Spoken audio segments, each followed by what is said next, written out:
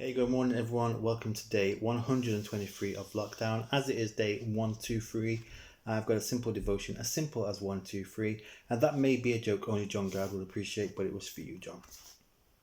This weekend, I was just chatting to someone and reminiscing about time I was at college. Hadn't been a Christian long. I was 20, and I was trying to think of strategies to reach my college mates. And I decided that if I tried to appear as normal as possible, then they might be interested in what I had to say about Jesus. So, for example, they would come in from the weekend and talk about how drunk they'd been over the weekend. And I would say something like, well, I'm a Christian, I don't drink, but when I did drink, this is how I used to get drunk.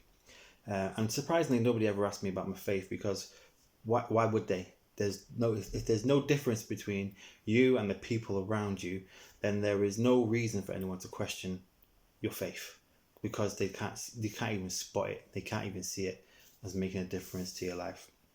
In Romans, it says that we should not be conformed to the pattern of this world. We shouldn't think and behave and act in the way that the world acts.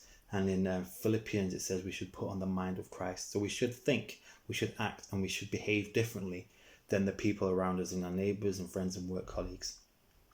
It is that difference that makes the authenticity of your faith real. So I started thinking about COVID-19 season, and everyone has been affected by COVID-19.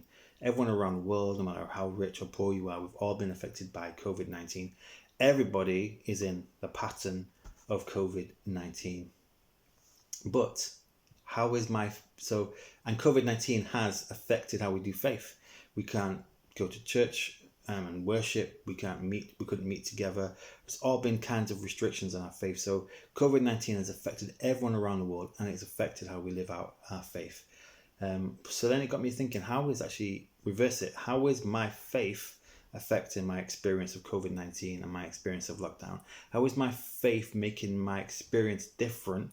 How is my relationship with Jesus making the decision to take and the way I feel and all that kind of stuff? How is it different than the people around me? And that's my challenge for you today. I want you to think really carefully about that.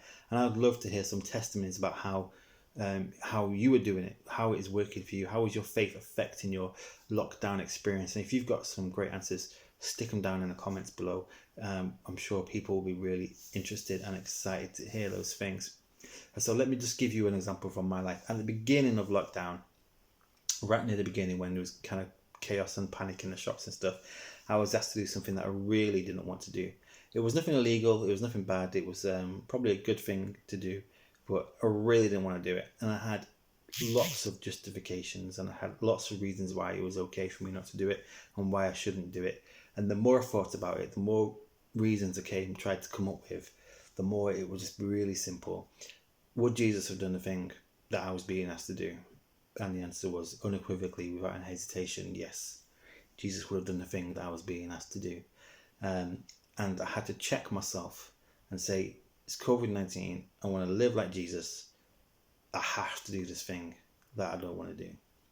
And that's just like a really simple example from my own life, how at times I've had to check my own thinking and my own thought processes and say, is this the right way for me to think and to live as a Christian? My challenge is for you and for myself to think more and more about how our faith should be affecting our lockdown experience. And if you've got some great examples of something you've experienced or done, then I'd love to hear the encouragement as well. So throw them in the comments below.